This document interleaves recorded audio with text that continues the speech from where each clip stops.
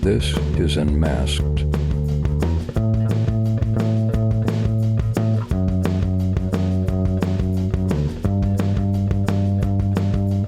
Hi, I'm Kayla Windsor. I am a cinematographer slash director producer in the film industry. Heck yeah. Yeah. I love it. Straight and simple, straight to the point. I love it. Heck yeah. So you seem to be pretty notable here in the film community with working on a bunch of different stuff, not even just like the short films, with feature films, series, all that kind of stuff. What was it about film that got you hooked into it, that kind of like pressed that button of that's what I want to do? I really love telling stories, like all kinds of stories. When I was little, I dreamed a lot and I would remember them all and I would write them all down. So I actually went to school for screenwriting.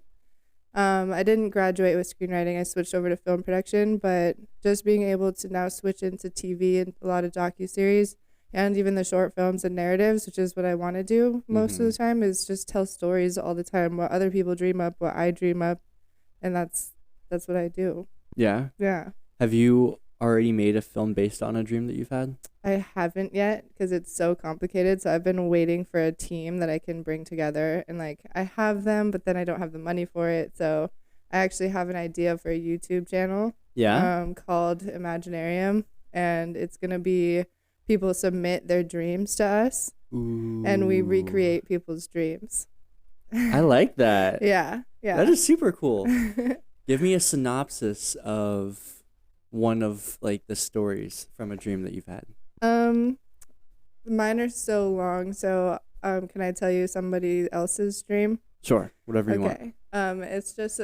This one's a shorter one because I'm gonna go all the way up to 15 minutes if depending on how detailed these stories are. Honestly, we're here for a solid like hour and a half. Okay. So whatever you want to shoot your shot. I'll scooch it down shortly. Okay. But so one of my friends told me that one of her dreams, it's just a crazy dream where she was inside a childhood home and her grandpa who had passed away was looking at her over the staircase, and all of a sudden he just flew over the staircase at her. So she ran outside, and outside the world was red and like everything was floating.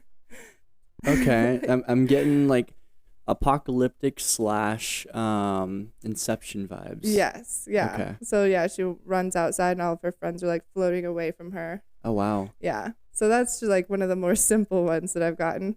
Okay. Yeah.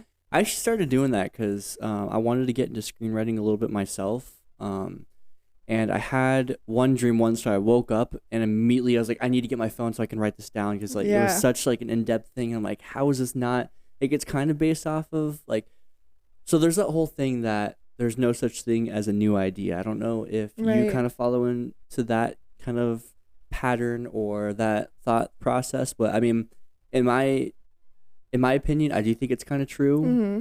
Obviously, it's like we can't completely create something new. Yeah. It's kind of like getting a certain algorithm or something and re-scrambling it into your own thing, and then it's a new idea. But the basis of it is fundamentally based off of like what you've encountered yourself. Mm-hmm. And so for me, that's kind of how it is. And I had one, and I was like, oh, this needs to be a movie, and I was even like, oh, this is gonna be like my first thing. Let's do it. And I was talking to a cinematographer friend of mine who I'm like, hey, I'd love to partner with you on doing this.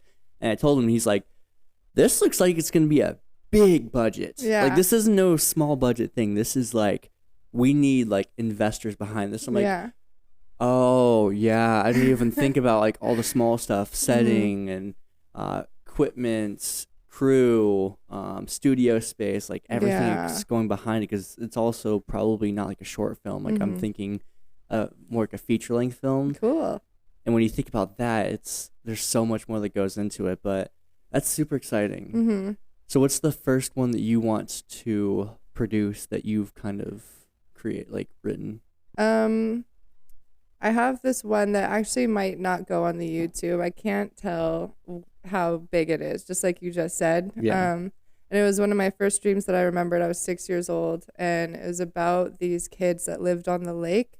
And it was kind of like in Norway in the fjords, where the town was like on a lake with a bunch of mountains around it. And so these kids just played like in the mountains and on the lake, like their whole lives. And all of a sudden they find a cave. And okay, I was 6, so just remember that. They find a cave and there's a door that's locked, and so they go back every single day trying to open this cave door. And they finally get it open. On the inside is an in-cave lake, and inside of it are a bunch of glowing like dinosaurs that have lived in this cave for millennia. Okay. So then they don't tell anybody, and they just go back every day and play with these dinosaurs and make friends with these dinosaurs that live in this lake. But all of a sudden, the interior cave lake starts leaking. And so they need the town's help to save the dinosaurs that are trapped in this cave. Okay. Yeah. And so they get all of their village to come save all the dinosaurs. This sounds like it's definitely a little bit more of like a family-friendly film. Yes. Yeah. Something that like all ages can go and see. Yeah. So I think that's more of an animated feature film. Like I could submit it to like Disney or something. Do you do animation stuff? I've never done it, no. But that's the first one I have. That'd be cool, honestly. Yeah. I'm getting like flashbacks from like there's this cave back in Flagstaff where I'm from called the Lava Tubes. And, have you been there? I haven't been. I went to NAU and I never went. Oh, really? Yeah. I was busy. I remember the first time I went to the Lava Tubes, it was the sketchiest, scariest thing I've ever encountered, but I was also like a super, super young kid. And I have like little flashbacks and stuff of my own recollection. I mean, obviously my mom like took pictures and stuff of a certain, I'm looking at my face and those, I'm like, I was not feeling that face at all. According to my memories, that was the most terrifying thing I've ever seen. Because like you go down there and it's not really like just climbing friendly. It's very like you have to climb over stuff. There's no lighting and stuff, so you have to bring your own lights. I remember I went on a field trip into that cave and they're like, make sure you have lights and stuff. And I have a weird memory. I don't even know if it's one of those things where I don't know if it's a true memory or if it's just something that my brain recreated. But I remember hiking through it, and there's a kid that's just sitting on this rock, and he dropped his flashlight. So he's just sitting in dark, but everyone's just walking by him. Oh, God. And he's just sitting there crying and stuff because he's sitting in darkness while these people with lights are going past him. And then I have another memory, which I think that one is real, of the first like fire trick I learned because we were with some camp counselors, and we were kind of just all sitting down there, and I think we lit a candle or something just to kind of hang out, warm up a little bit. And he starts getting his hand, putting it through the fire and like trying to amuse all of us.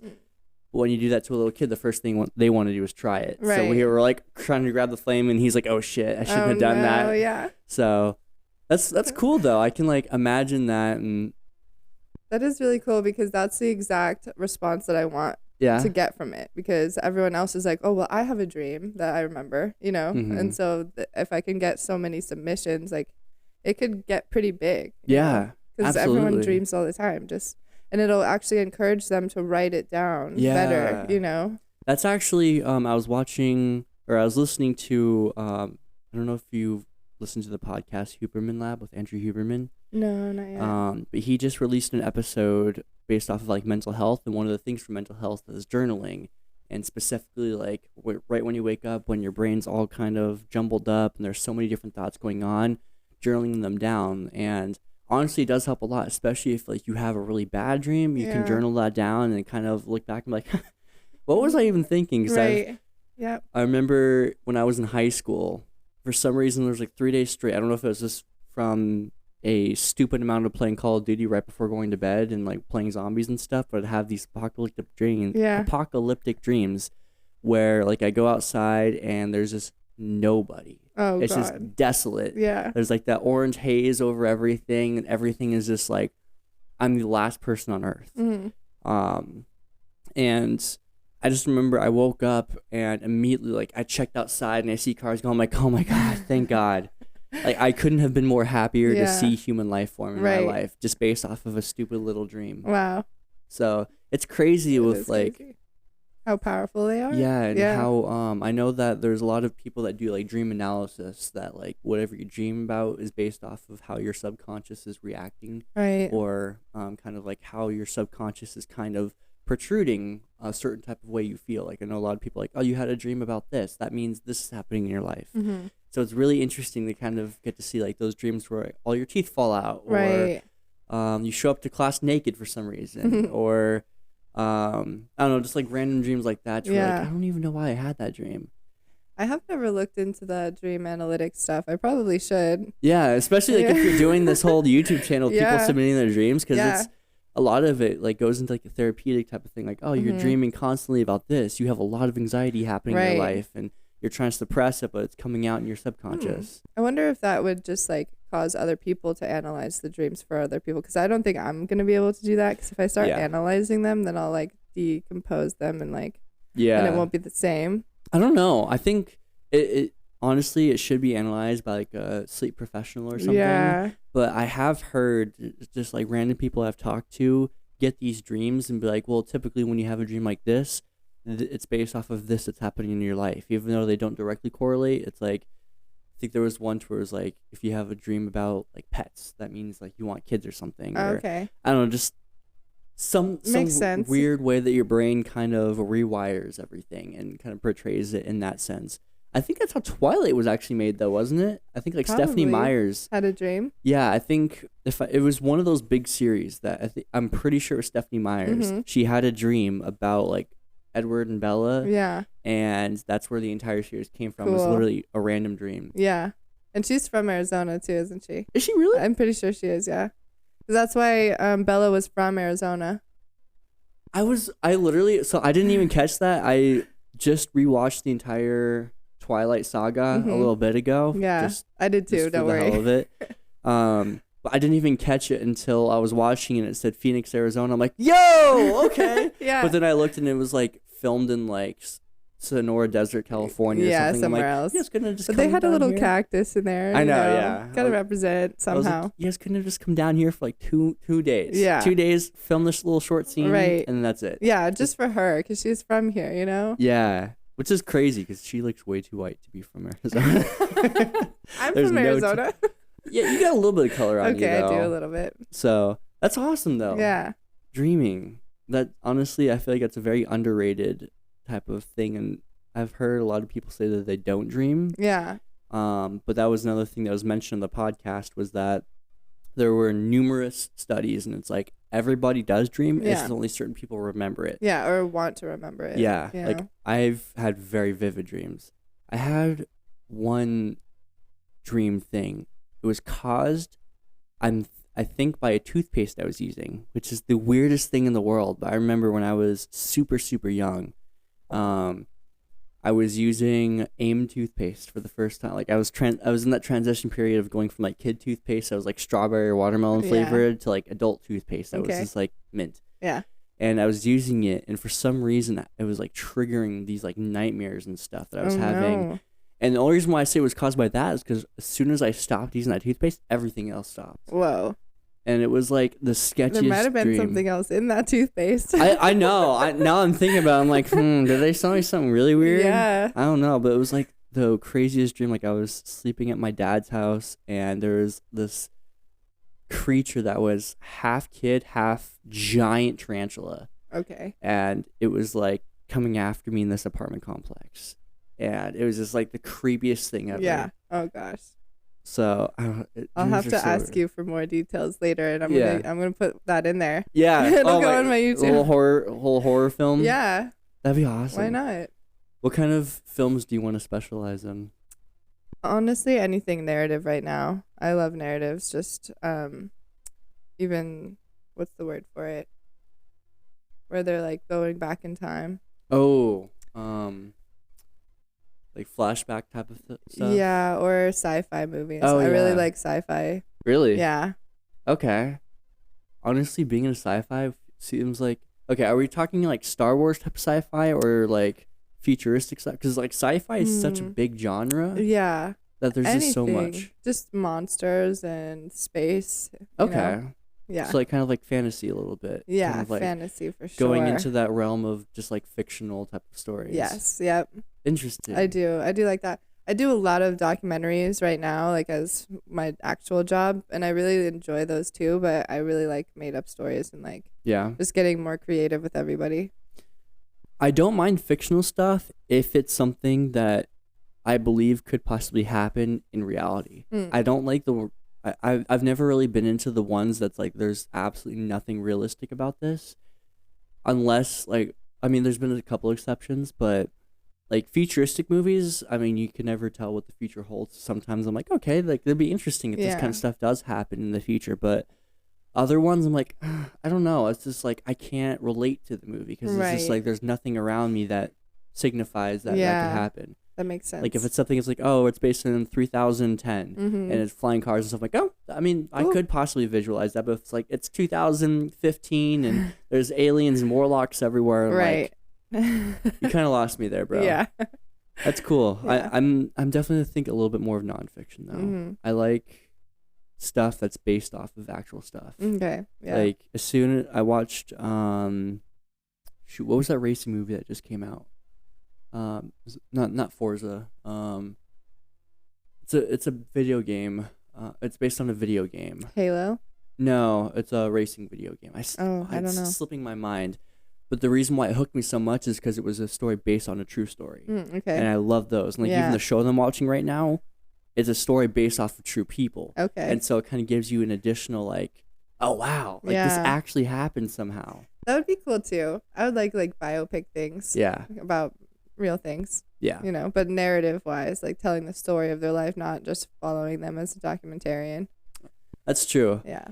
I feel like documentaries have to be made in a very specific way because I've seen some where I'm like, okay, stop going back to these interviews. Like, I want to Yeah. see action of what's going on. Like, Right. I almost prefer reenactments of a documentary rather than too. just like having someone sit down for a 5-minute interview and like telling the recollection because I'm like, I want to visualize what they're talking about. Yeah. I don't want to just have them sit down and be like, so it was Sunday, December 12th. It was a bright and sunny day when this Right. happened. I'm like, no, show me. Yeah. Add some editing in there. Show me the nice and sunny day. Put me in the situation. Even if you have to get some actors, Right. hire some actors, reenact Yeah. this. It's a true story, but give us some visual behind it. Give a Right. little bit of like oomph to it. Anyone like could just that. sit there and put a camera on someone like, okay, tell the story. Right. It takes Yeah. creativity and art though to be like, okay, That's so the he point of said it. it was a sunny day, so let's do it like this. And Mhm. he said it was a blue house, so let's see if we can find a Find blue a blue house. house. Get Yeah. a couple kids play in the yard and Mhm. mom's out here doing laundry and it's based in the 1940s, so we'll get this kind of car and Yeah. like I don't know, just like recreate it. It's so much more I entertaining. think I agree completely. And I also retain the story a lot better too. Yeah. Like I'm also because I can kind of remember what I'm watching. I'm like Mhm. I remember them showing this kind of car and he's coming back and there's a Yeah. fight happening and I remember seeing the two people arguing. Right. So it's like it's easier for me to remember the story as well when I see visual that. learners. Yeah. So I don't know. I feel like documentaries, if they're made in a certain way, amazing. Perfect. Yeah. I love it. Yeah, like My Octopus Teacher. Did you watch that one? I didn't. Oh my gosh, you should watch My Octopus Teacher. It's like the most sad, like amazing journey of this little octopus guy. This guy just moved to Africa and like just went swimming every single day and he found a young octopus and then made friends with this octopus over the octopus's life. Mhm. And it's the most beautiful thing I've ever seen. Really? Yeah, it really is amazing. Is this something that you made or is this a documentary that's it's just not out something there? I made. It's out there. I think it won like an Academy Award actually. Really? Yeah, and it's just filmed so beautifully under the ocean. Like, it's great. And it's I'm assuming there's like a visualization of him interacting with this octopus Yeah. instead of just like him talking about interacting with an Yeah, octopus. yeah. Like he filmed the entire thing by himself in the ocean, and then they went back and like did some reenactment stuff of like him diving in the water and all this stuff.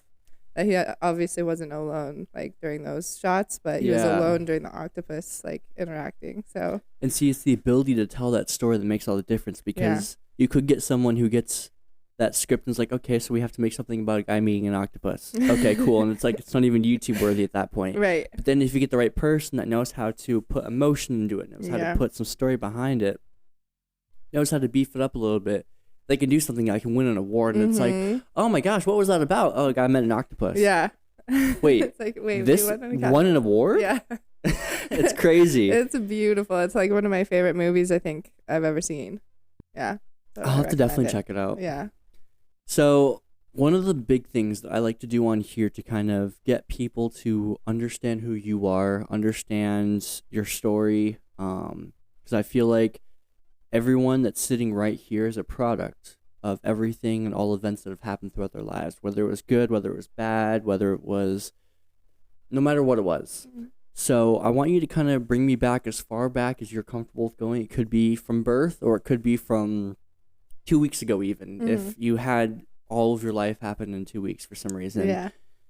Tell me about kind of early days and the biggest like things that have kind of you think shaped you into who you are, into this person sitting with me right now. Wow. That's crazy. Well, I grew up out in Arizona. I grew up in the desert. So my family would go to the lake all the time and we'd go off-roading all the time. So I was really an outdoorsy kid. And because of that, I wanted to take pictures of everything, which ended up making me a photographer when I was like 12 years old. So I just have really been a camera person my entire life. Okay. And it started out because I was off-roading and I would take pictures of animals that we'd find out there because no one would see like a Gila monster anywhere like in the city. So I still have yet to see one out here. Yeah, I've seen so many of them. Out here? Yeah. Really? Well, not in the city, but out when I was off-roading with my family. So that's why I wanted to take pictures because we would see all these animals that you don't really get to see. Right. And that's what started my journey with visuals and photography. But then I made a lot of friends in high school that were musicians. And I started taking photos of them, and they ended up growing and getting signed to labels and going on tour. So then as they were going on tour, the music industry switched from photography to videography at their concerts. And so I switched over to videography when the industry did. And so we were like the first ones in Arizona to do that, which was really crazy. And then I just switched from photography to videography from there. And that was kind of like what made me a storyteller. If that makes sense. Really? Yeah. So through a kind of like mentor of mine, he really prefaced the difference between videography and cinematography, because there's so many people, especially out here or LA or these prominent areas, like, I'm a cinematographer, and I'm like, no, you're not a cinematographer, Right. you're a videographer, and there is a huge difference. There is a very massive difference. Which at first, like, I didn't know there was a difference. I was like, oh, cinema, film, okay, cool, or video, or whatever. I'm like, no, a videographer, someone you hire for a music video, or someone that you hire for a wedding. A cinematographer is someone you hire for a movie, someone that you hire to. They're not just out there to record an event. They're out there to tell a story. They're out there to be like, okay, when is sunset? Okay, we have 5 minutes to get this shot. We have to get this. It's sunny this day. It's cloudy this day. So there's like so much more that goes into cinematography. Yeah. So what was it that kind of, because you're more of a cinematographer now, right? Where was the kind of the balance between? Because I know you can still make a full career out of videography. There's still plenty of people that can make stupid amounts of money just by doing like wedding videos, or sometimes more money. Yeah. Like a lot more money. A lot of times a lot more money, because like with the cinematographer, a lot of times that's like, okay, your dream thing is going into Hollywood and making movies, or maybe being a part of an independent film thing. And at that point, you're not paid per like hour or anything. You're paid per project. Yeah. And especially if you're a smaller production company, it's not like, okay, cool, so there's this couple that's going to pay us $10,000 for this video. There's this couple, so this month is going to be a $20,000 month. It's like, now you're creating these projects that could either make you a millionaire, or you just completely gotta wait dead broke for that. Yeah, exactly. So for you, what was that transition like from going from videographer to cinematographer? That was a difficult one because I still kind of am a videographer for friends of mine. You know, I still do a lot of stuff for free for like short films and things, which like I consider myself more of a videographer when I'm doing like low budget to free situations. Yeah. But I think videography is just the term of it. Like if I'm asked to do a music festival and I'm following an artist, that's more a videographer. And so I haven't really stepped away from videography, but as turning into a cinematographer, you have a whole team with you. It's not just you. You're not a one-man band. So I had to learn the steps of like each department and what each assistant in each department does, so that I can ask them properly what they need to do based off of the look that I want to give them. So it was a lot of learning to trust other people. Yeah. And allowing them to know more than I do, you know. I think, because I'm definitely, I would not say I'm a cinematographer. I'm definitely more of a videographer and photographer. One of the biggest things that's been the hardest part for me is letting go of the pride of outsourcing, because you want to take over everything. You want to be like, oh, I can shoot this, edit it, and mix the sound. I can do everything myself. When sometimes you have to learn how to let go of the pride and let someone else who's better than you at a certain thing do it. Yeah. And was that a hard thing for you to kind of let go of a little bit? It actually wasn't, because I am more grateful for the help than anything. But what was like embarrassing, I guess, was like you always go in being like, I don't know what I'm doing. Yeah. Like, this guy knows so much about all this stuff and I don't know anything. But I had to get over the fact that like they're a part of my team, and so if I do well, they do well, and the trust in that, like I go into a team that's better than me, and I'm like, hey guys, like this is the dumb terms of what I want, and you guys go do it with the, because I don't really know like the verbiage very well still. But it's really just trusting that they're not gonna like treat you like crap because you don't know what you're talking about. It's you know, because you do know what you're talking about, you just don't have the right verbiage for it.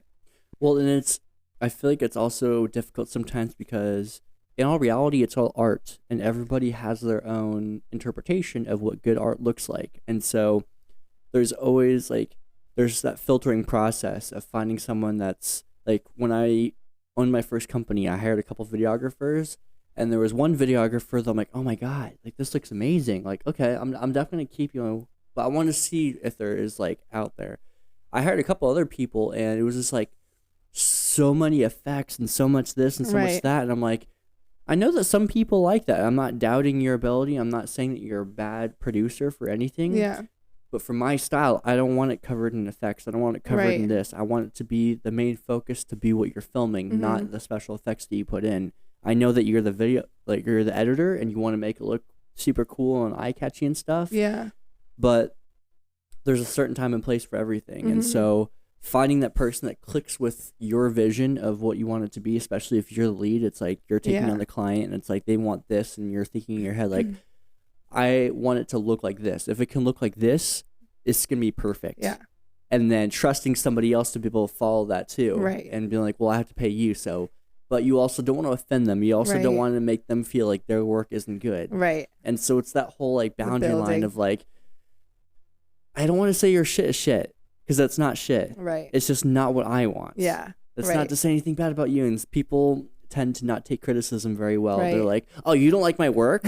Oh, you can go fuck yourself then, because your shit is even shittier. Right. It's like, I don't doubt it. Yeah, no, I can guarantee my shit is probably shittier. Right. But I have a certain thing I want to produce for somebody. Yeah. Right. So that's the artist in us, because it is our art, but you're getting hired to do somebody else's style, and that's your whole reason why you're there. And so if you have a style and the person hired you for your style and then they didn't like it, then that's different. But if they hired you just because you are capable and then you went completely off the wagon of what they asked for, then it's on you, you know? Yeah. I want to get back into a little bit more personal stuff. Okay. So it sounded like some of your favorite memories were kind of coming from that, like off-roading and stuff. I want to know, off the top of your head, what was your favorite childhood memory, or one that you can easily go back to kind of like help you a lot? A lot of my memories were with my dad, Okay. and he passed away 8 years ago, which was a huge life change for me. And so like pretty much any memory that I have with him is my best memories. What kind of role did he play in your life? He was my best friend, my biggest supporter, biggest fan. Like, he taught me how to do like every single thing. Like, we would go camping and off-roading all the time, so I know how to like get a truck unstuck. I know how to drive backwards with the trailer. Like, so I mean, even just camping stuff, like cleaning up campgrounds and like filling up coolers and everything that you need to know as a production assistant, and like as a set production assistant that's driving a giant van and stuff. So I was like already trained on how to do my job, like as a child, because of my dad. Like, we would just work on his trucks all the time, and so now I know how to work on trucks, and Wow. it was great. Are you an only child? No, I have an older brother. Oh, okay. Was Was he doing this kind of stuff with your older brother too, or was that He different? was, but we were kind of separated. I don't know. I don't have a lot of like memories with my brother doing a lot of the stuff. It was just me and my dad. Okay. But he was there. Yeah. It just was different, I guess. So you said it was 8 years ago. I'm assuming you're mid-20s. Yes, I was 22. Oh, you were 22 when this happened. Yeah. Wait, you're... I'm 31. Are you serious? Yeah. Oh wow, I wasn't know. expecting that. Yeah, a you lot of definitely people look a lot younger. Yeah, I do. Okay. Yeah. How old did you think I was? I thought you were like 24. Yeah, I get that a lot. I get like 19 sometimes. Yeah. Yeah. I'll take it. I need to know what kind of skin regimen and stuff and all your. We're gonna talk about your routine a little bit here because I need to get on that a little bit. Now that I have facial hair, people are finally starting to catch my age up to what I actually am. Without facial hair, I look like I'm 16. Yeah. So, but I want to keep that. Yeah. I'm like at first I was like, no, I want to look older, but now I'm like, I'm getting to the age. Take the younger. Take the younger. Like, I'll get carded. Card me, I please. get carded all the time, and they look at me like, you are not 21. And I'm like, I promise you, I wish I was 21. Okay. That's funny. Yeah. So, how did your dad passing, how did that affect you? It pretty much ruined my entire family. He was the glue of my family. And we didn't know it. I didn't know it until he was gone. That we kind of just like all separated into different houses, and my family has different lives. And so like he actually passed away right before I got into the film industry. Oh wow. Yeah, because I was doing like concerts and like videography stuff, but he passed literally a month before I got my first production assistant job on a TV show. But it was like perfect timing that it happened in a way because he allowed me to like quit my job that I had, which was at a pet store. Yeah. And take care of him for the final moments, and then I just never went back to a normal job. So I took the risk. I quit my job because of him being sick, and then I never went back, and I've been freelance ever since. Wow. Yeah. Honestly, it is the dream to be able to do something like this as a full-time thing. I tried doing it for a little while, and while I was doing it, it was the most amazing thing. Like it's tiring. It's exhausting. Especially like being in front of the camera. Like I don't know if you ever do stuff in front of the camera. It's exhausting. But it's it is terrifying. absolutely exhausting. But it's also because you love it. It's insane. If please stop me if this gets too much. No, you're fine. What did he pass from, if you don't mind me asking? He had pancreatic cancer, stage 4. Oh wow. Yeah. So was everything a very sudden type of thing, or was it like a drawn out? It was sudden because pancreatic cancer, you can't find it until it's too late. So it starts hurting like when it's too late. And there's no surviving rate whatsoever. It's like 98% die in the first year. Oh my god. And he did chemo and things, and he had like 4 weeks to live at the time, but he did chemo and he survived for 10 months. Oh my gosh. So we had 10 more months with him. And during those 10 months, was it like bed rest for the entire time, or was it more of like we need to get out and live the rest of this time? So I love my dad so much because I asked him that. I was like, what do you want to do with the rest of your life? Like, let's go skydiving. Let's go to Australia, whatever you want to do. You know, I'll quit my job and let's go. And he was like, I've lived my life like that already. Like my whole life, like we would go on toys. We had jet skis. We would go to Mexico. We would go to the lake, and like, that's just how I was raised. And so that's how he lived his life, was like, I've already done everything that I wanted to do. So we asked him though, we were like, you have to do something, whatever you need. And his choice was to buy the Jeep that I actually drive now, that everyone like knows my Jeep. People that are watching this will know what Jeep I'm talking about. But it's like one of the best off-road vehicles that were ever built. The year that it is and everything, it's 2014 Jeep Rubicon 2-door. And he bought it brand new, and we just went off-roading until he couldn't drive anymore, and then he gave it to me.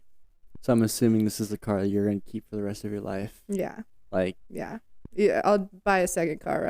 But keep that one. Mm-hmm. Wow. Yeah. That's insane. Yeah.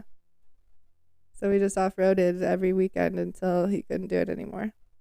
And have you been able to kind of what was it What was like the mourning process for you like? Because I mean, especially you being that close to somebody who is that big of a supporter, I know a lot of people can completely fall off the deep end. Yeah. And was that how it was for you, or were you able to bounce back pretty quickly? I still am not over it. But I guess falling off the deep end is a good way to say it for like years though. Yeah. But I am very lucky because again, like I started my film career a month later. Yeah. And so like I was navigating how to be a freelancer in a department that doesn't like females to be in their department. So I was like very sensitive already. And then I was getting kind of hazed at the same time. So it was really hard to maneuver like By the production sets? yeah, by camera department sets. Yeah. They there's a certain reason why they haze, and we can talk about that in a second, but I was already sensitive before going into the hazing process, and so it was very difficult to see if it was me that was the problem or if they were hazing me or if, what was going on. But I've just, yeah, again, like I've been really lucky because I love my job so much, and I kind of had this like hit the ground running, full speed ahead mindset that has gotten me to where I'm at now. And like it was actually this year that was the first time that I was actually able to talk about my dad without crying all the time. Really? Yeah. I mean, there's tissues right there, so if we need to, we can. I'm almost there. But it was just because also like my career finally hit, like I did all this work, and like when am I gonna ever see like the work that I put in? And all of a sudden this year, like I got voted onto the board of the Arizona Production Association. Wow. Yeah, in January. So that was really crazy because that was all my peers that like I thought didn't like me. Over the years because I was so sensitive or whatever I was. And they voted me in, which means a lot to me. And then I got to be a part of this new organization, Arizona Filmmakers, as a community educator. I had David on here. Oh, you did? Yeah. Okay. He's already been one of my guests. Oh, cool. Yeah. So I'm a community educator with them, and so we do workshops and things there, and it's just changed my career into like being a leader now instead of the one that was trying to get up there, which is pretty crazy.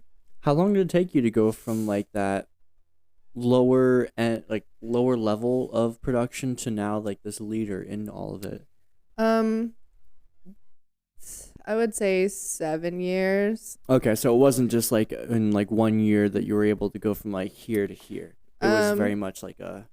Yeah, well, because I started, because I was a videographer before for like 7 years, basically. I've been doing this for 13 years. Okay. 14 years now. So I was a videographer for 7 years, and then I restarted as an intern production assistant, and I was a PA and a camera PA for like 3 or 4 years. Until I became an AC, and that was like 3 or 4 years, and then now, so maybe like 3 or 4 years in the camera department. Now I'm a leader in it. Okay, so it's but you've had to climb a ladder a little bit. Yeah. Okay, yeah. which I like to emphasize that part because there's so many people that are like, oh, why can't I just go and be on the top level?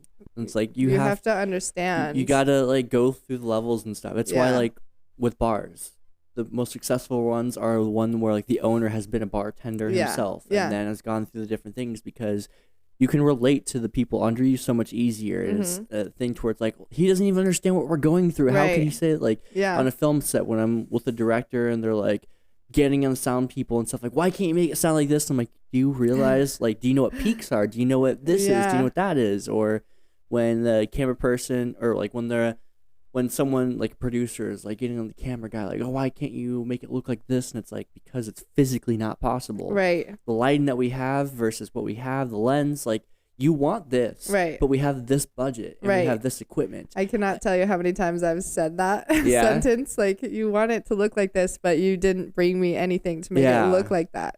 You know, it's like post editing can do some really cool stuff, but it's still not at a point where you can completely make like a 35 millimeter look like an 85 millimeter and still maintain the same composition, maintain the same quality. And like, that's another thing that, like, when I was talking to my cinematographer mentor, him kind of going into the differences, like, oh, people are spending all this money on these 16K cameras and stuff, and it's like, the sensors can't even pick that up. Right. Our naked eye can't pick that up. Yeah. Like, it's literally useless unless you have everything to back it up. Just because you have like a lens or something, or I don't even know everything else that he kind of went into.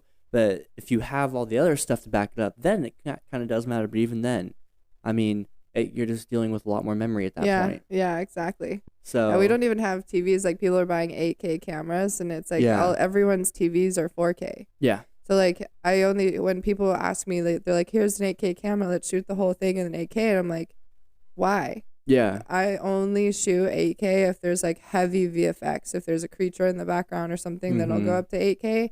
But I'll shoot everything in 6K just so that they can crop in. Yeah. But I don't understand that. Like, like high-end production, I know, like, even Mr. Beast, he doesn't even like doing 4K. He shoots 1080 and stuff still. 1080. It's like, I watch everything on my phone. Yeah. Most of the stuff is watched on my phone. Like, my TV, I don't even think is 4K yet. Yeah. I still have, like, a 1080p. Yeah, me too. And it looks fine. Yeah. I'm like, even when it's, like, grainy, I'm like, I'm still able to watch it. But, like, I'm like, I don't need it to look. Like, the only time I think anything above, like, 6K is necessary is if it's being, like, shown on a projection type of screen. Like, something that's stupid like big. Oppenheimer. Yeah, exactly. It's just absolutely ridiculous cameras. Honestly, but that kind of stuff pisses me off for, like, the equipment type of side of things, because these companies get away with, like, oh, we're going to make a $20,000 more expensive camera because it's 8K instead of 6K. Yeah. And now you're doing this, and, like, everyone's like, oh my God, like, now we need 8K. And, like, they're kind of passing it on to the clients of, like, mine's going to look better because it's 6K instead of 4K. And it's like, it looks the same. Yeah, it literally doesn't make a difference. Yeah. So they have to export it in 4K anyway. So. And the memory, oh my God, like, even this, my phone shoots 4K, but I shoot everything 1080 because I'm like, I'd rather have something that's 1 gigabyte to transfer over instead of 10 gigabytes to transfer over. Yeah, because then it's easier. Yeah. And just, like, memory offloading and stuff, because the amount of times I'm on set and it's like, we have 10 terabyte hard drives and stuff for one film. Like, every scene they have to, like, offload it and stuff and do all that. I'm like, I couldn't imagine having to go through all that. That's just ridiculous. That is why I'm not an editor. Yeah. Thank God that I pass off all of my footage to other people. Because you would never see anything ever. Yeah. If I did it. So I'm kind of curious about this hazing stuff that you're talking about. Yeah. Tell me a little bit about that. In the camera department, you have to be you should be a camera PA first, because all of the gear that we're using is $100,000 or more. The lens is $100,000. The camera the batteries are like $1,000 a piece. The memory cards are $1,000 a piece, and you have to put it all together. So it's like a house. You're holding a house in your hands. So the reason why there's a hazing process is to show you, hey, this cable I just handed you is $500. It's this big, but it costs $500. And so, like, it just is, the hazing process is to show you how important every little single piece is, so that you know, like, don't bunch up the cable, because now you just broke $500 piece of equipment. So you just get, like, trusted with certain small things as you grow, and the better that you get at it, the faster you go through now your second AC instead of a camera PA, your first AC once you get second AC down, you know? So what do you mean by hazing, though? Because when you say hazing, I'm thinking in my head, like, college fraternity thing, like butt chugging 2 beers at once while you're singing the national anthem type of stuff. It's not that bad, but, like, I had a director that if anything, like, if the camera ever died, I would have to do 10 push-ups. Really? You know? Yeah, and it was stuff like that where, like, they'd be like, go fix this thing that doesn't exist. So you're like, but they're testing you to think, like, the best thing that you can do is be like, I don't know what that is. But a lot of people are like, okay, sure, I'll go do that. And then they'll, like, be gone for an hour or two, like, trying to find this thing that doesn't exist. And so they haze you in those ways of, like, they didn't ask, like, what it was. And that's how you can tell the difference between someone who's, like, a little bit more, like, I guess I don't want to say, like, smarter right off the bat, but like, you know, you don't want to just go waste an hour or two. Like, we're waiting on you to come back with the thing that doesn't exist. But if I had asked immediately, and I did, I was like, I don't know what this is. But if you ask immediately, what is that? Then they'll be like, okay, it doesn't exist, and now we're not hazing you. Okay, you've reached your next level. It is better then at that point to let go of the pride of pretending that you know what everything is, and just be like, hey, I don't know what that port is. I've never heard of that. I've never seen it. Can you at least explain it to me? Yeah, what does it look like? Where that's what they're looking for. Yes, that's what they want you to do. Okay. Yeah, and so if you don't, and you're just wasting everyone's time looking for something, that's a test. Gotcha. And you failed it. Which, I don't know, it's very counterintuitive in a way that, like, I feel like there's a certain stigma put on people that don't know, especially like if they're in a certain industry. They want to impress people. They want to be that person on set that knows what everything is, Yeah. that does all that. But you also don't know what you don't know. Right. And so, like, I completely understand. I mean, there's plenty of times where someone's explaining something to me, and I don't want to seem super stupid. So I'm like, no, I know. Yeah. Oh, absolutely. Yeah. But at the same time, I'm like, I'm especially like with this podcast, with learning about different industries, I'm finally getting comfortable with like, I don't know what that is. Yeah. You're gonna have to explain to me a little bit more. Like you're Mhm. talking in these terms that I have no idea. I Right. had another guy. I don't know if you're familiar with the Berbers or not. But I had Carlos on.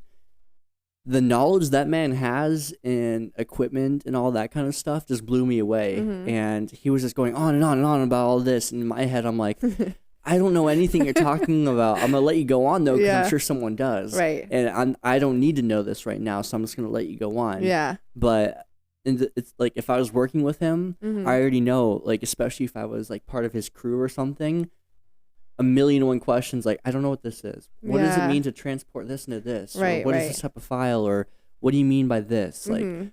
there's so much jargon and stuff that goes into it, Right. but at the same time, you also don't want to seem dumb. You don't want to Yeah. be that guy that's like Mr. Question Right. and stuff. 'Cause Yeah. I've had plenty of jobs even to where if you question, like, there's a happy medium to where it's Mhm. like some people think that some stuff should be common sense, and they're like, "Why are you asking this? You're just wasting my Right. fucking time at this point. Yeah. If you don't know what it is, you don't belong in this industry." Right. That's the response I'm afraid of getting. Yeah. Even like, Well, that's on that person too, because like, yes, there is a line where it's like you obviously haven't studied whatsoever on anything, yeah, or there is never any stupid questions, so it's just probably they don't have time at the moment Yeah. that would be said, But every single person who has someone below them should be open to teaching, because how is that person below you ever going to Yeah. get to your position if you don't answer the question they asked? And then I think it also goes into learning the appropriate times for the questions, Yeah. though, because if you see, like, when I've been on sets and there's someone that's asking constant questions, I'm like, if you see they're working right now, save it for when it's like in between Yeah. takes or on a lunch or something. Like, hey, so I noticed that you did this. Can you tell me about that? Exactly. Instead of like right in the middle of doing, because I used to do that a little bit. Yeah. Like right when they're getting ready to do this, I'm like, hey, what do you mean? Like, Right. we're about to do this. I'm like, Yeah. oh shit, he doesn't want me to ask him questions and stuff. And Right, it's like, right. no. Just in that moment. Yeah, in that moment, shut the fuck up. Mhm. Let's get this done, Yeah. and then you can ask the questions like after like when we're at lunch or something. Yeah. Instead of sitting on your phone and doing I've all done that a this. few times to people. Like I have a camera rolling on my Yeah. shoulder and someone comes up and asks me a question and I'm like, no. Yeah. But then I come out, like I take the camera off and I'm like, okay, what did you say? Yeah. So I try to make an effort on my own side being like, I remember you had a question, like, and then I go back to them so that they don't feel that way. Because I, during my hazing period, like I was just kind of pushed a little bit more than the guys were. And so I thought that I was the problem, And Yeah. so like I never wanted to make other people to feel like they were the problem. Honestly, I like that though, because this is already a super competitive and insane field, whether Mhm. you're in front of the camera or behind the camera. And I remember when I was first becoming an actor, learning what all the terms were for even like, I didn't know what sides were. I'm like, Yeah. give me a script and like, oh yeah, I already sent you the sides. I'm like, yeah, I see the sides, but I need the script. And they're Right. like, so having learned that and then having to learn just all the different things that they were saying. Like obviously we know what action is, we know what cut is, but some people don't even know what that is. Or they're like, okay, take two and still rolling, boom. And I'm like, I don't know what all that kind of stuff means. And so I feel like, especially for smaller productions or something like, you do have to have some patience for those who are learning, Yeah. because That was me. yeah, I was learning yeah, to get to where I am. exactly. Yeah. And I don't know, I feel like this pride kind of takes too much of a thing with like, oh, you're here to steal my job type of thing, so Right. I'm not going to teach you. Yeah. Or like, I don't know, there's just too many chips on people's shoulders of Mhm. like, I'm going to teach them the wrong way so that they're not going to replace Yeah. me type of stuff. Or I want to be Especially the out best. here in a small community. Yeah. We've had a lot of problems with that in Arizona. But I think it's changing now because I've always had this thing of there's always going to be enough jobs for all of us. Yeah. Because if every single one of us does really well, then we're going to be bringing jobs to Mhm. everybody. But Exactly. if everyone's not learning anything, then there's only 2 people to take the 5 jobs, then they're not going to come back if we have 3 people that suck at the job.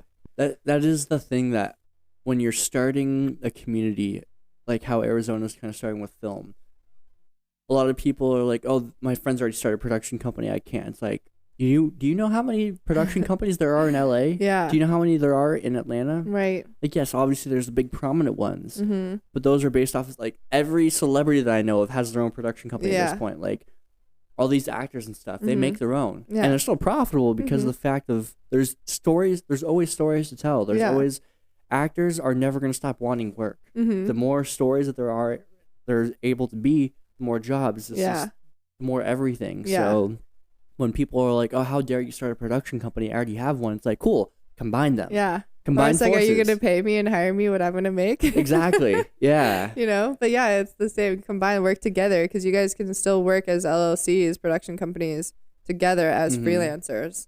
Well, that's that's why be in association with. Yeah, that's why when you see those movies and stuff, it'll be like one thing, but then there's like 20 other production companies behind them because they're outsourcing different things. Like, I each like person your editor, knows. Yeah. I like your cinematographer. I like your thing. I want your guys' thing. Like, I've seen some where it's like literally the first 5 minutes of the movies is literally just an association with and partnership and association with. Literally, yeah. It's just doing that. It's like, damn. I there's know. A lot of it takes a lot of this. people, and that's the thing. If you have the mindset of like, oh, you made one that I have already, then you're never gonna make as much stuff as you think that you are. Like, you have to bring everyone in, even if you thought that you didn't like them. So from when you first started to where you are today, for those who don't really know what it's like to be in your position with being a producer, a director, and all that kind of stuff, and having work on like TV sets and feature-length films and music videos and like pretty much everything, what were some of like the most unexpected challenges that you've had to face that you had no idea would or like would ever happen in that? I hate to like keep talking about it over and over again, but it was like the people not wanting me to be there. Oh yeah. Because I was a female. Like, I cannot tell you how many jobs that I haven't gotten as a DP, director of photography, because I was a female. Really? I've been told that the clients didn't want me because I was a female, and they didn't think I was able to do the story. That just confuses me though, cause like so I could understand if it was a physically demanding job to where it's like we need someone that can lift a couple 100 pounds multiple times throughout the day. Yeah. Unless you're a bodybuilding female that is just Miss Olympia or something. Yeah. But for something like women are naturally known to typically be more of the kind of creative, like obviously yes, it is a male dominated industry. Yeah. And I still don't like that. But at the same time, I've seen stories by females, and not only are they good, but they're relatable, and that's a big thing because females are naturally the nurturing ones. Yeah. So they can connect to emotion, which that's what you need in a storyline. You need to be able to connect to the audience's emotion. That's how you hook them. Those movies that have won everything, it wasn't because of all the special effects. It was because of the fact of there was a solid beginning, middle, end. There was a climax. There was a hook. There was something that kind of kept it going. Yeah. That's why, like, in regular entertainment on YouTube and all these other things, yes, it does help being attractive, and I'm not going to, like, discriminate against that, but a lot of them, they just make it more appealing. There's more colors. There's better sound. Like, they care more about making it aesthetically pleasing and then adding in, like, some emotion instead of just having some guy with a black wall, black microphone with a monotone voice and like, hi everyone, welcome back. So we're gonna do this. It's like you see some girls like, oh my god, let's do this, hey guys. And it's like some people are annoyed by it, but at the same time, it's like that adds an extra hook. Yeah, it's different than what you've seen before. Yeah, exactly. So that's just like, it's weird. I know. I haven't been in the industry long enough to fully see that, and obviously being a guy myself, I don't get to full on see that. If you look for it, it's there. Yeah, it's in every department. But I think that's gone away quite a bit since like the last 2 or 3 years, because there has been a movement to at least hire. I've been talking about this for years, like at least hire one female in every department, so that you have that eye. Yeah. That you don't usually have, because I get hired a lot, because the company wants a female And so like that kind of is iffy for me too, because it's like the only reason why you're hiring me is because you need a female, but I want to be hired because I'm good at what I do. See, I think there's a big thing when it comes to that kind of stuff. When it comes to, I was actually talking to another buddy of mine about how some of the commercials are, and I know that there's like that whole thing with wanting to be inclusive with like all races, all or genders, and all that kind of stuff. And it was like, yeah, I was watching this commercial. It was a family, but there was a black guy, an Asian guy, a Mexican guy, and a white guy. And it's like, unless everyone's adopted, that makes no sense. Right. There's like, I can imagine if it's like, yeah, we're just neighbors and stuff, but it was like brother, sister, mom, uncle, dad. I'm like, okay, I understand what you guys are trying to do. You guys are trying to be inclusive, but yes. You gotta have it make it make sense. Yeah. They just change the word from family to like a group of friends, you know? Yeah. But I honestly, I feel that too. Like, I don't know.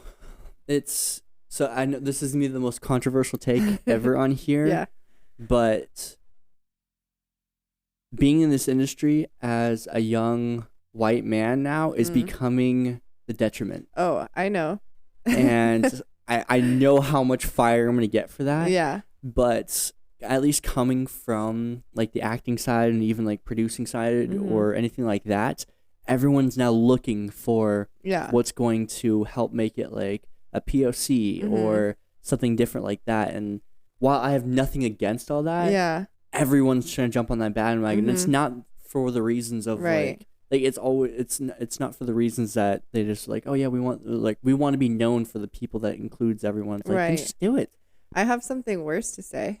Let's hear it. So women had a movement just for like a tiny little second where white women had a moment, and that's horrible too, because like white women get flack because we were just right underneath white men for our entire careers, or our entire lifetimes. But when women had something, we had like a week where white women could get hired for things, and then it went to LGBTQ plus, and you know, and then now I don't get anything over white men most of the time. So I'm just right back. I'm underneath white men still, and you guys have gone to the bottom.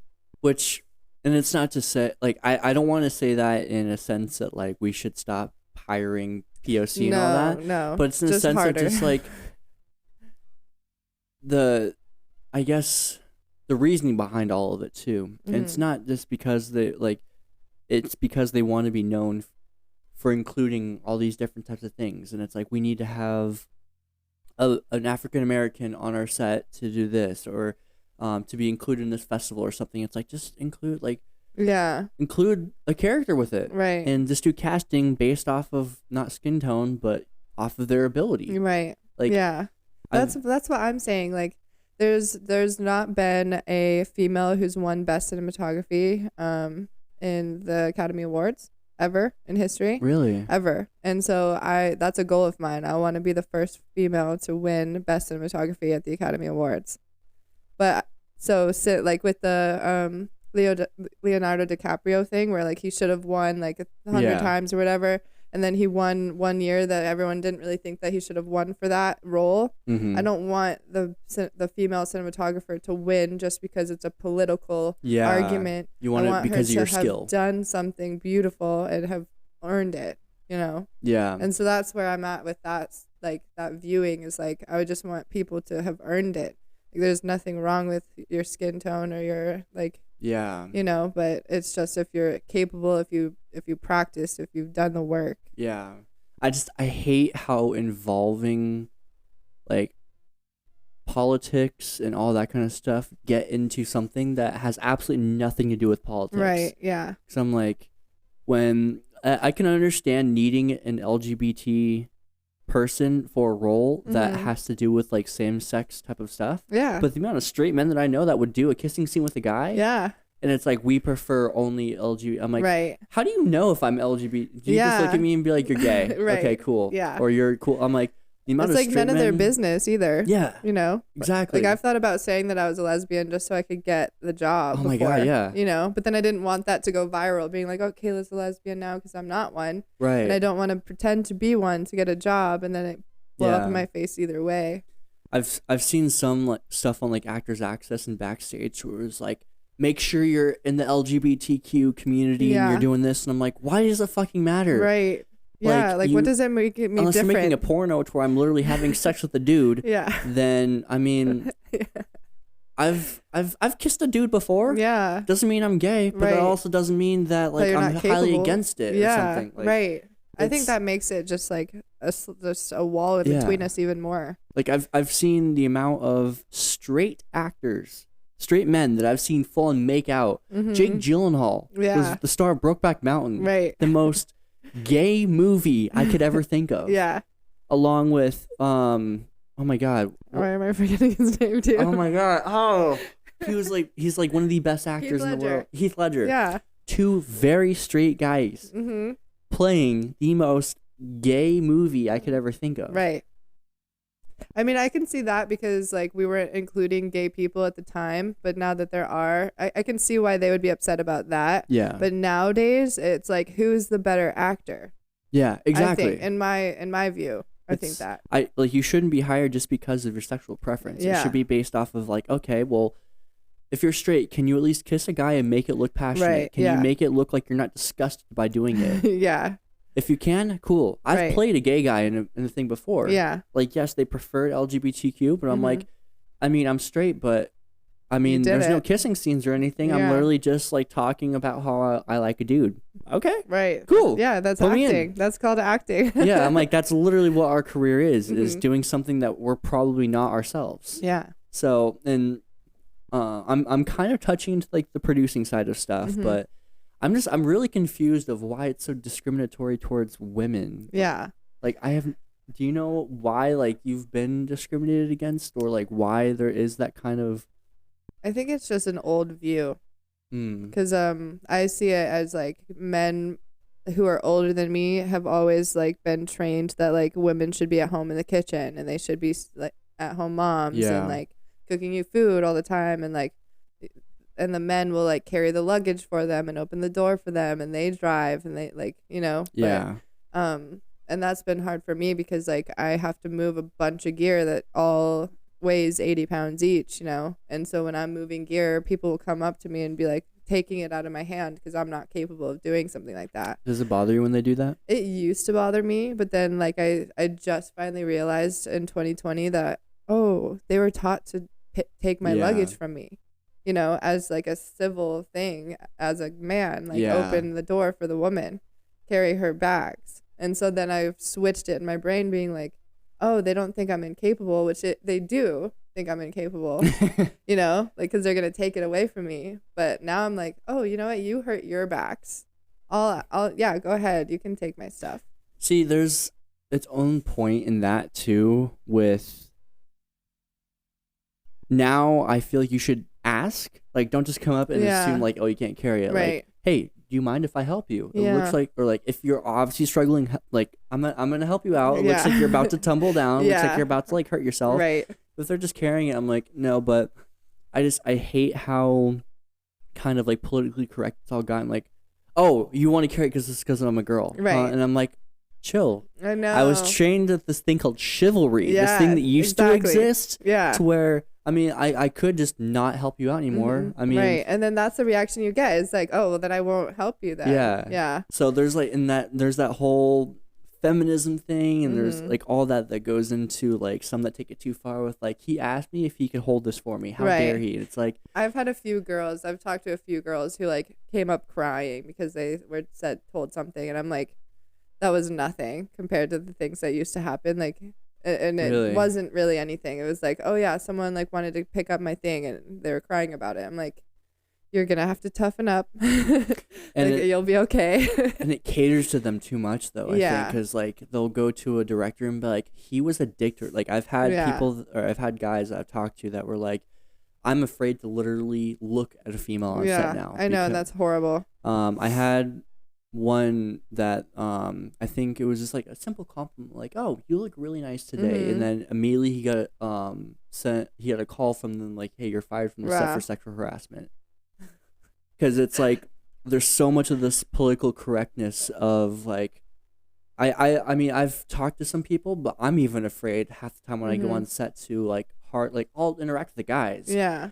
the opposite sex I know. interaction on set is one of the scariest things in the world because yes, there are some that is completely innocent and like there's a lot of females like, oh, I don't care. Yeah, talk to me. Like unless you're straight up smacking my ass or you're doing this, then no. But then there are some that take it too far and they're like, he said I was attractive. I know. Oh my God. I have heard that. That's the one that I was talking her down. I was like, yeah, he said that you're attractive, but like that's a compliment and like it's not sexually harassing you. Like you can work with him for the rest of the week. Yeah. And I was like, come back to me if it gets worse, you know. I just hate how blurred the lines have gone because I've heard of some bad horror stories from Yeah, sets. I have a couple. Really? I'm not going to talk about those on here. Okay. I can't because there are people that still work and live in Arizona. Which it's sad too because I'm just now kind of getting into the community enough to know more about some of the people that I'm like, oh my God, I've always wanted to work with them. But then I'll talk to other people that have worked with them and have interactions. They're like, do not work with this person. I'm like, wait, what? Right. Like I've been looking at him since the day I got into this industry. Right. Yeah. I've been wanting to work with him forever. Like, what's wrong? And they tell me, I'm like, right. What the fuck? I've literally like, no, don't like, you're like doing the whole thing of don't ever meet your hero type of thing. Like, well, I wouldn't believe everybody because a lot of people have that story about me. Like, a lot of people have this like weird made up story that I don't even know how far it's gotten at this do you point. mind telling the story? I don't know what the story is. I just have like a lot of people that are like, oh, Kayla's crazy. Like, don't work for her. She's whatever. And I'm like, what did I do that made me crazy? Yeah. Like, I've asked so many people when they told me that story and they're like, oh, I don't actually know. I'm like, yeah, because you weren't there for that person to tell you that. And now you're saying that story based off of this person who wasn't even there for the first story that they were told. And I'm like, where did this originate from? I know. And so I take people's stories about people into consideration. Yeah. But then I want to meet the person and see who they are as a person in front of me because people change anyways. Unless it's like sexual assault, right? Then definitely don't work with them. But like if it's just something other than that, like I'm a completely different person than I was 3 years ago. There's no way that even if I was crazy to one person 10 years ago that I would ever act that way now, you know? I mean, I've had some, like, I will always try to take a story or an accusation or anything with a grain of salt. Because, like you said, there are two different sides to the story. There could be, like, just thinking from a psychology standpoint. There could be a girl that has been abused hardcore, and if there was a guy who might have looked like the guy who abused them, or there could be some sort of psychological trigger that when that happens, it's blown up in their head because it's the response. That's their auditory response to such happening. Even if it was just like they touched hands by reaching for the same cord, right? And immediately that goes into some sort of abuse situation they've been through. They're going to be like, oh my God, I'm not comfortable at all with that person. Yeah. Based off of something that the person's like, I didn't even know that we touched hands. I was literally just grabbing the XLR cords for this, and I accidentally grazed your hand. So I feel like everything should be with a grain of sand, but at the same time, I do think that both, like, especially when it comes to getting jobs and stuff, get both sides of the story before, because I've talked to some people that's like, I didn't even know what I did wrong. Right. I didn't. How could I know? Or how could I learn from this if I don't even know what I did? Yeah, like, and they don't even know what I did. You don't have to tell me who it was or anything. Just tell me, like, oh, you said this to this person. It made them uncomfortable. I'm like, oh, I'm sorry. They were wearing this, and so I wanted to comment on how cool the dress looked on them or something. Or just something minuscule. So I get that, and it's just like the person who got upset should have been able to talk to you about it too, in a way, you know. And if they're not able to, like, at least don't tell stories about you to everyone. So now you're somebody that's not going to get work because you sexually like harassed somebody when you're just saying that was a nice dress. You know, you're ruining someone's life over a sentence that they didn't even mean the way that you took it. And I hate that so much. So I don't know. There's just so many lines that get blurred with all this kind. Like, it's not just the production and stuff. It's so much liking and disliking, and he said this or she said this, and especially with how, like, politically correct everyone's getting now with, like, what can happen in a certain instance. Like, oh, if you don't like this person, you can make up a story about them and get them kicked off and blacklisted from everything in their entire life. Right. Or there could be other instances, because I know that in the history of production and filmmaking, women have been in very inappropriate situations because it is a male-dominated industry. And like, even my first acting coach was telling me different stuff of people that she's heard. I'm like, oh my God, how could, like, how? Yeah. Why? But then other instances to where I'm like, yeah, this girl said this about me. I talked to her. I'm like, I mean, it wasn't that bad. I'm like, you ruined his life. Literally. Oh my God. No, You literally. just no chill either. Like, So, whatever. And that's also the unfortunate thing with acting, is the fact that it's usually not mentally sane people. It's usually people that have the ability to reach these heights in their emotion. And so it's those people with the abilities to act crazy. And so it feeds the thing. It's not like, oh, like, they're just still in character. Yeah, it's like, it could be something so small. I'm like, oh my God, I can't believe this happened. It's like, chill. You're not playing that role anymore. But they're naturally like that. Their body, because of the roles that they play, they're used to being able to reach down to those things and be like, abused brain, activate, cool. Now I can play victim card for this and make it so much more amplified. Yeah. Like, there's so much that goes into it. And it's one of the reasons why, like, I guess, like, even now when I'm on set, I'll say, hi, how you doing? And like, I know a lot of women like when men initiate, and that's like a whole classic thing. But because of how scary it is now, I'm sorry, but the most I will do is, how you doing? Yeah, right. How long have you been acting? I'll ask you about your career with my hands behind my back and doing that. And it's like, I mean, it is scary as a female coming, because I pick people up from the airport and I work with them for, days at a time. And sometimes it's like, okay, go pick up the stranger and then go to their hotel room to build cameras. And so, like, it's a very fine line of, like, if I go in this room, am I going to get attacked or am I going to build a camera? And, of course, every time I build a camera and nothing has happened, but, I mean, that's the industry that we're in. It's like I pick up a stranger and go to their hotel room. See, in those kinds of instances, though, I feel like there should always be a third person there, because you could have put on a different story and been like, he did this to me. Yeah. He could have put on a different story and said, she is trying to accuse me of this, or she did this to me. And so having those kind of instances, I feel like, is too dangerous now. Like, you need to have a third person that doesn't have any personal bias towards anybody to go in there and be like, what did you see happen? And be like, oh, I was with them and literally nothing happened. Yeah. Yeah, luckily sometimes I'm picking up like the producer and the cam ops, but like the producer's in their room in the hotel, Yeah. And it's like they've been best friends for 10 years or something. So who would I call? Yeah. So it's just a very, if you think about it, dangerous profession, If you had to completely start over from scratch, starting today with resources that you have, without like all the cool equipment that you have, but with just like the knowledge, and you're not starting back from when you did start back. You're starting back from today. How would you start completely fresh today? I would move to England. Really? I would. Yeah. Why? Because that's where all the movies are being made. They're not being made in LA. They're not being made in New York. Like every single movie that you have seen in the last 10 years, a piece of it, if not a majority of it, has been filmed elsewhere. A lot of it in England. That's one of the reasons why I was looking into Atlanta, because I know Atlanta is definitely spiking with prominence, but even that, no? No, they're moving away from Atlanta because of their politics. Yeah. So it's all going towards England now. Is there anywhere in the States that you know of that's like kind of generating towards? I mean, I haven't really been paying attention because, like, Atlanta is kind of, they've been moving away because of their politics. New Mexico because their gun issues. That's fair. LA is kind of imploding on itself because all the strikes. New York is too expensive. So, I'm not sure. Like, there's been a lot in Oklahoma, a lot of movies in Oklahoma. Really?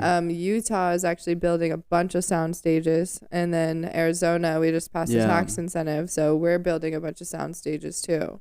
So where do you think that production for Arizona is going to lead to? I think in the next 5 years, we'll start getting some more things coming in, bigger productions. A lot of people want to come out here, but our tax incentive that just passed isn't good enough, really, it's not competitive with the rest of the states who've just passed incentives or have had incentives. So it's not going to be like we have an incentive and now everyone's going to come here type of move. But because of the incentive, it has made investors for those sound stages want to actually break ground, and they're going to start actually building sound stages. And that'll probably take 2-ish years to even complete any size of those, because they have 55 stages planned. I think they're starting with 14. Yeah. So hopefully in 2 years we have like 5 of them open. Okay. And like when those come, then it'll probably start getting better. And then with the proof of income to Arizona's state government, then we can probably get more percentage to the film industry. I don't know. Would you want it to blow up to the size of like Hollywood type of stuff? I would love to. Really? Yeah, I love Arizona so much that if I didn't have to move anywhere and I could make big movies in a soundstage here, I would die happy. And you're from here? I'm from here. See, I'm the opposite. I want to be able to travel somewhere else. Yeah. See, it's a hard one because I'd love to travel and vacation somewhere else. Yeah.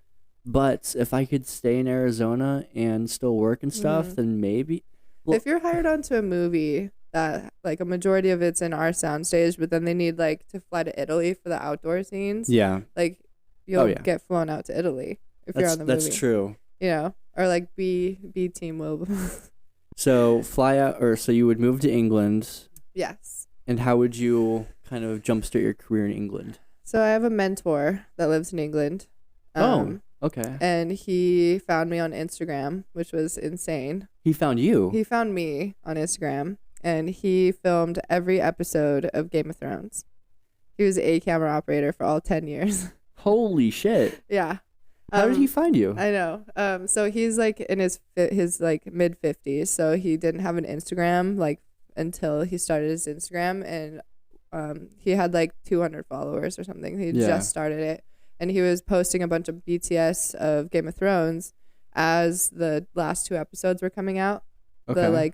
The really dark battle scene, and then the last episode. I'll be honest, I think I've only seen up to like halfway through season 1. Okay. So many people actually haven't seen Game of Thrones. No, like every time I say anything, either people are like, "Oh my god, what?" or like, "I haven't seen it." Yeah. So it's okay that you haven't seen it, but it was like the last 2 episodes were really crazy. Yeah. And he found me before the last 2 episodes were out.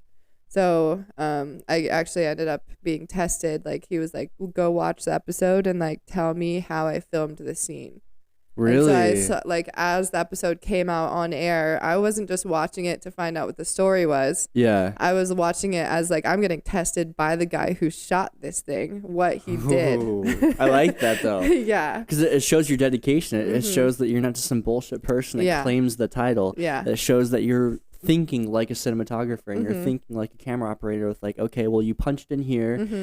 You probably use this kind of lens with a filter or something. I'm guessing this and this, like all the schematics and stuff. And like if someone came up to me and was like, hey, like that makes me want to like do that test with somebody else. Like I've had so many people that have come up to me like, hey, like how did you start your podcast and stuff? And I'm like, it's not as easy as you think. No, like, it's not. It is, but it isn't. Like the amount of time, effort, energy, and stuff that you put into it, I'm like, especially doing it by yourself. Yeah, like I've had a bunch of people that are like, yeah, I filmed like 2 episodes and did that. I'm like, I'm at 40 now. Right. So try doing that times 40. Yeah. Consistently. Right. At that, not just like one every couple months. Yeah. At least 1 a week for 40 weeks. Try doing that and then come back. Right. It's like being able, it's that hazing thing. Being able to kind of be like, okay, test their willingness to do it. Let me see how well you work. Like I don't care what you know. Show me that you're at least interested in knowing that. Yes. Like even if like you were to get that test and he was like, okay, do this. Even if you're like, well, I like the lighting in that. Like even if you were not as intelligent with all these things, which I don't know how you did respond to him if you were super technical. Yeah. But even just having the ability to be like, well, I don't know how you did this, but I love how it looked like this. Yeah. For me, that shows they're interested in learning at least. They might not know it now, and that's something I could teach. Yeah. But as long as they have the drive to want to learn it, That's all I need. Exactly. Yeah. And that was basically the test, but I was very technical and I did get it right. Yeah? But it's because I already knew what kind of gear he was using. So I was Okay. like, okay, for this, then you had the techno crane go through the building and up, like, so it was pretty cool. But the reason why he found me was because he was posting BTS pictures and it popped up on my search page Yeah. because Game of Thrones was like up everywhere at that time. And I clicked on it and I just liked every single one of his pictures. And when you do that, the name pops up like over and over and over again. So he clicked on me, and I was lucky because he was the president of an association called the Camera Association of Camera Operators in the UK. Okay. And they had just had a board meeting saying that every single member of theirs needs to have a mentee by the end of the week. So that just like fell right into place. Literally, yeah. So he followed me, and I was like, it was like 3 a.m, and I had been drinking, and I was like, oh my god, this guy followed me. I need to message him right now. And I was like writing out a message, and I couldn't even read what I was saying. So I was like, I'm gonna send him a message tomorrow. Like, I don't know if I can send what I am saying to this guy. And so I woke up the next day from a message from him saying he liked my cinematography reel, which was like 6 years old, like horrible. I'm so embarrassed by it, but this guy liked it, and that he needed a mentee by the end of the week and if I wanted to be it. So I felt very lucky in that sense of like, why would someone at his caliber message me to be his mentee? It's always like, you need a mentor, That's so awesome. That was really cool. I like that. Mm-hmm. Well, I didn't even realize how long we've been going, so It's okay. Maybe we could do a part 2 at some point. Yeah. I'll have you read your little spiel, Okay. and then we'll call that a wrap. Okay. Yeah? Awesome. All right. Hi, my name is Kayla Windsor, and I've just been unmasked. Hell yeah!